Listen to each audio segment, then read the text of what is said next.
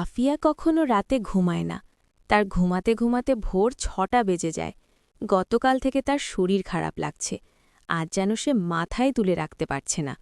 ঘড়িতে দেখল রাত ৯টা ৫১। লাইট নিভিয়ে মশারি টানিয়ে শুয়ে পড়ল সে। ভাবছে হয়তো রাতে ঘুমালে শরীর ঠিক হবে। আজ একদম পাক্কা নিয়ত করে মোবাইল চার্জে লাগিয়ে শুয়েছে। যত যাই হোক, আজ আর মোবাইল ধরবে না।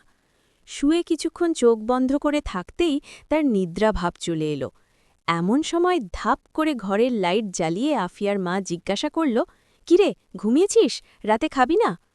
ঘুমের ভাব ভেঙে গেল তার। মেজাজ হয়ে গেল খিটখিটে।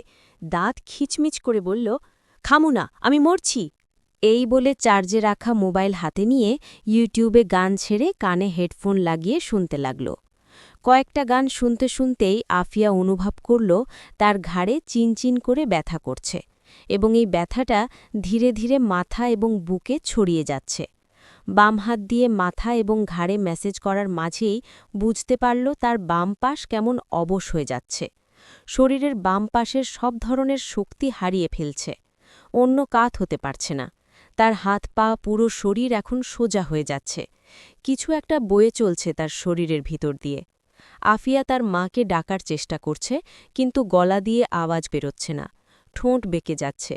কানে ক্রমাগত গান বেজেই চলেছে।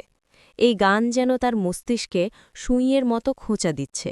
ডান হাত দিয়ে চেষ্টা করছে হেডফোন সরিয়ে ফেলার, পারছে না।